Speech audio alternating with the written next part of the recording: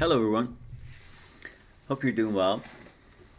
It's nighttime, and I was just watching some of this stuff on YouTube and had a day with my son at a powerlifting event that he had, and just was chilling. And I got an email from a friend of ours from Florida, and he asks a question that I thought maybe we can chat about it for a few minutes on YouTube. He says, "Hi, Mr. Mehran. First of all, I want to thank you for all the time you took out of your busy schedule to help us and share your own experiences. My name is from Florida. I'm not saying his name just in case he doesn't want his name to be said, but listen, my name is George from Florida. My question is, how do I put myself first without being selfish? I'm really good in putting myself in other people's shoes. Sometimes it is good because I know the consequence of my words or actions on them. And sometimes I help people all the way and end up not being fair to myself. I just broke up with a girl. Now I hate myself for all the compromises I did when I was with her and feel like I let go of some of my pride when every time we stopped talking to each other after an argument, I was always the one that gives up first and try to get her back. Now remember, you always say, have some respect for yourself, and the way you say it helps me a lot now. Thank you so much. Okay, my dear friend, we call him as his first and last initial. My dear friend, IR. Thank you very much for your kind email. I appreciate that. I hope that these videos do come handy for you, all of you, and helps alleviate some of the situations that you may be facing with. And it's an art to make a balance out of a relationship. And for that, you really need to concentrate on where she comes from, where the other person comes from, not physically, geographically, as far as what kind of a consciousness she has. We all seem to be eager to make things work in our favor when we're in a relationship. We think we're very fair, and we probably are. But regardless of the fact that two people may actually be very kind people, very good people, both of them, but it's bound to be a division and conflict. And that's because their consciousness, meaning the stuff is in their memory, the things that happened in their lives, what the experiences they had, people that they come in contact with, information that they got, and the things that they saw, how they were raised, their customs, and so on and so forth, and all their fears and needs and questions and anxieties and ego and training and cultures and all that, which has made them, is all different up here, which we discussed that in another video. So you need to pay attention to the fact that what happens between you guys is not always because the other person wants to be mean. It's because the other person really can't think any other way, because all our thoughts comes from what's in our consciousness.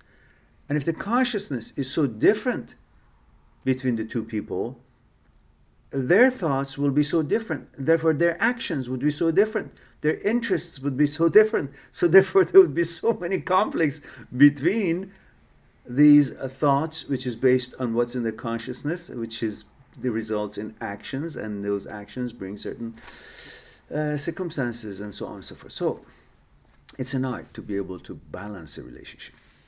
Now, having said that,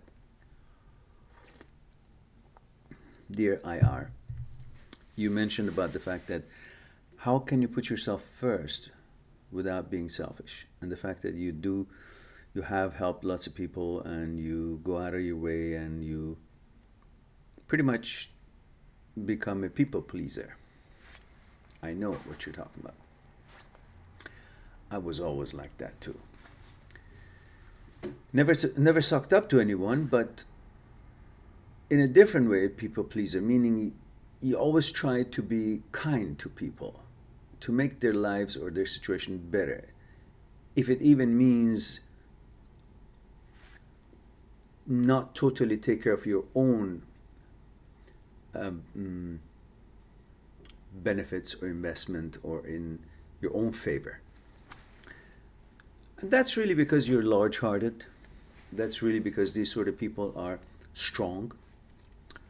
They are gracious. They have pretty much no fear. They're very capable. They know that. And they're strong, so therefore they have no fear of feeling other people's pain and helping them. They're not stingy. They're not just me, and that's a sign of strength. But I do understand what you mean. It becomes annoying because when you get to a certain age, like it took me a long while to decide and find out that why the heck am I so diplomatic and kind to people who don't deserve it? Because some people do deserve it, and that's fine. That's how we humans are supposed to treat each other, in a good way. But some people don't even deserve it, but it becomes part of our habit, part of our being, part of the energy that we have, part of the way that we kind of help everybody or want to, make everybody's life good and so on. And that's not good, really. Everything in moderation is good. My father always said, everything in moderation is good. Anything beyond that, then it's not good. Definitely not for us, the ones who are actually doing it. But, while it's a very good trait to be so kind and thoughtful and strong and helpful and all that, but if you want to go a little bit further into it, it might have some kind of a selfish roots itself. To help people, going out of your way and help people, which would end up jeopardizing your own time in life and chances to advance your own goals, it could have a connotation of selfishness itself, which means we actually want to be perceived as such a person who is so wonderful. We kind of prefer that, like that. It's like we desire it. It's like part of our ego. It may look like we don't have an ego because we're helping people, but that by itself, it could mean that we are seeking for some credit, some special attention, which could translate into that's a need and desire, which goes back and falls into our ego. And for that reason also, it's not that good that we comply with all these things that on the surface and in our own mind and heart may seem like that we really are helping people, we really are trying to make things work. But while it's part of a strength, a sign of strength, it also could be part of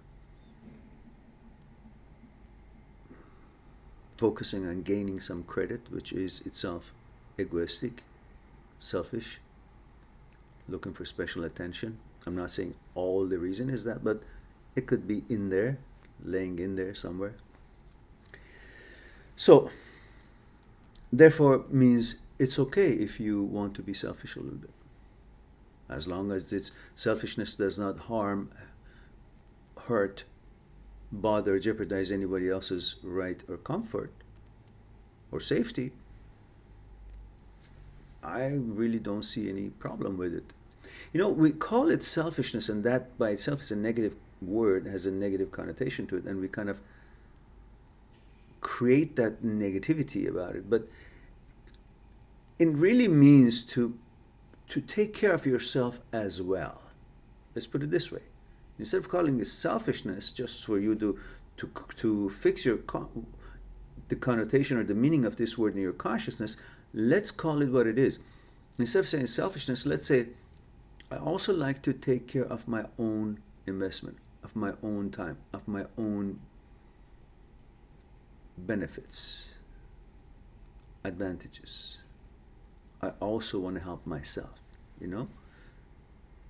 How come when we help the others more than we should, more than necessary, more than normal, we don't call their appreciation or the benefits that they receive, we don't call them on the basis of the benefits that they receive selfish? Because really they may not have asked for it, but they've created a situation that we are complying, we're helping them. So in a way they kind of put us in that situation or brought it to our attention that they need such help, or they asked for it, not in so much words, but in the way it turned out that we end up finding ourselves helping them. So there must have been some kind of a request, either by action or by words from the other side, that we are doing it. So how come then we don't think of them as selfish? But if we take care of ourselves the way we're taking care of them, we end up calling ourselves selfish. It doesn't make sense. So maybe we should be realistic and more respectful to ourselves and say, hey, listen, I'm somebody, and I'm somebody important in my own world. So why don't I also make sure that my needs, my priorities are taken care of, and then if I have extra time, then I allocate it to help others. If their need is not urgent, is not life and death, is not severe hunger or something that we can and only we can do, well, if that's not that severe, then I guess we could attend to, our normal, regular life stuff. And remember, if you go out of your way too far, too much, at the end of the day, nobody's going to take care of you when you need it. So I'm not saying it as a way to stop you from helping others, but I'm saying it in a way so you would recognize and realize your own needs and your own entitlement to your own love and care. Then that would bring balance to your life. Help others, but also take care of your own responsibilities, duties, and needs, and so on. Well-being. Now, let's go a little bit back further. Maybe the reason you help people so much going out of your way, maybe from childhood you were a sibling, one of the siblings that you were expected to be complying with what is being said or asked of you in the family. Or maybe you were being encouraged to give way to your sisters or brothers, and bit by bit you kind of felt this is your role in life, not to think much about yourself, not to give so much importance about yourself. And that becomes a second nature. You're not really thinking much about helping people, but you're just doing it because that's the way you are. You care about helping others because that was kind of, in a way, could have been a condition of you. You were conditioned through the kind of family or life or upbringing or surroundings that you were having. Now, so to create a balance between helping other people and ourselves is very important. The only people that I would think they would come first before I, now at this age I've decided that, is my family, members of my family. My son, my ex-wife, his mom. We still love and respect each other, and we are supportive of each other, and that's what life should be.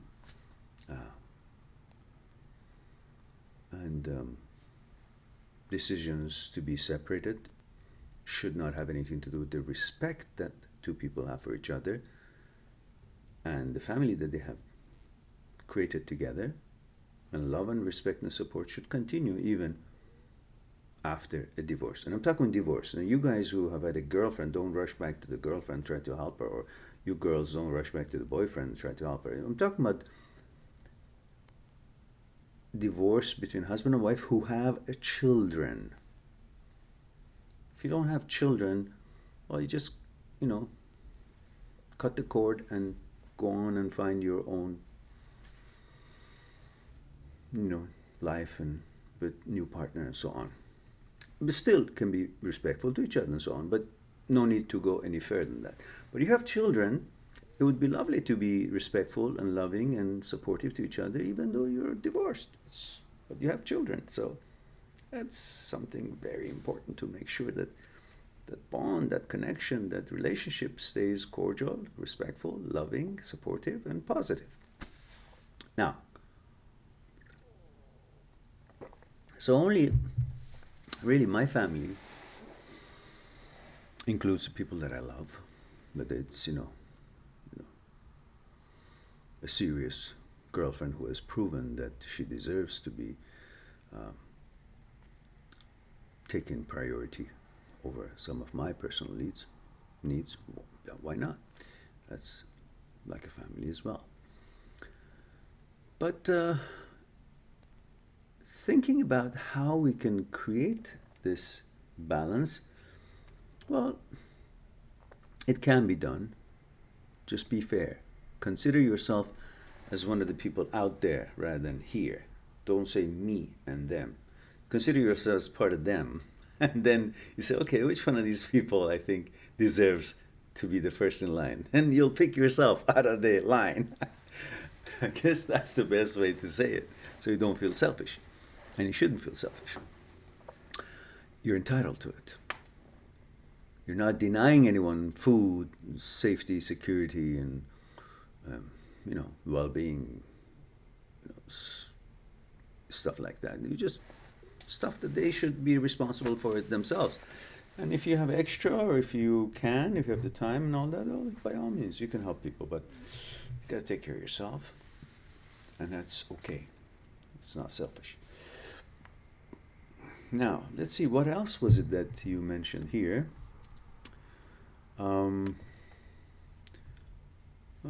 Okay, yeah. The fact that you did go and you hit yourself because you were so kind to your girlfriend whenever you guys had a fight. You were the ones who gave in. Well, that's not a problem. You liked her and you're the man. You're supposed to be strong and forgiving or compromising, or flexibility comes from strength. Whoever is flexible is also strong. Because if you're not flexible, you're not strong. You can't be strong. Imagine a tree branch, two trees, both the same kind, same species, and one of them is old in the winter, dry, no leaves, and one of them is in spring and fresh, green, but they're the same age, same thing, but one of them is dry, one of them is fresh. So take a branch of each one. You can even take a thicker branch from the dry one, and now try to bend them. The first sign of pressure, the thick one, the dry one, breaks, even though it's thicker than this one. But this one bends, comes back, and bends, and comes back. It's flexible, and it's not as thick as the other one, but doesn't break. Flexibility is not weakness.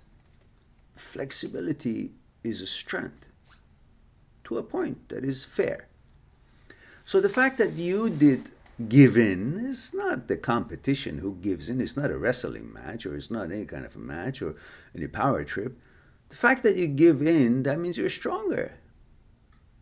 You're more compassionate, you're kinder, you're stronger, you have no fear, and you're helping the situation, you're helping the relationship, and that's okay. It's a sign of strength as far as I'm concerned. My father was like that. He passed away a few years ago, but he was always ready to accept people's apology or make things work. And it didn't take a big apology to him to forgive you or to go on with it. Just a sign, just a smile, or just show of faith. He didn't have a big ego, the way I look at it. So it is good to be ready to accept apology or to encourage or create a situation to make things, to mend things, make things work, and forget about the negativity, forget about the argument, forget about the things, and just, make it all fine. With my father, it was very easy. No matter how, we had maybe an argument or something, all it took for me just to say hello. And it's a sign of strength when someone takes that hello and forgives, regardless of whose fault it was. Just, lets it flow, lets the energy flow. So I congratulate you for having been like that. You don't have to beat yourself on the head because you were like that. You were so kind, and you made you approached her and, made things work. That's a sign of strength. And right now, you don't have to be changing yourself too much. All you have to do is just pay attention to your own needs and be kind to yourself as you are to the others. And that's basically it. So I think that would be something, perhaps, it could give you something to think about, or see if you like to take that to heart or not. And don't waste your time keeping grudges after any argument. The first chance you guys find it, make up. Life is short. Have a lovely evening. Talk to you soon.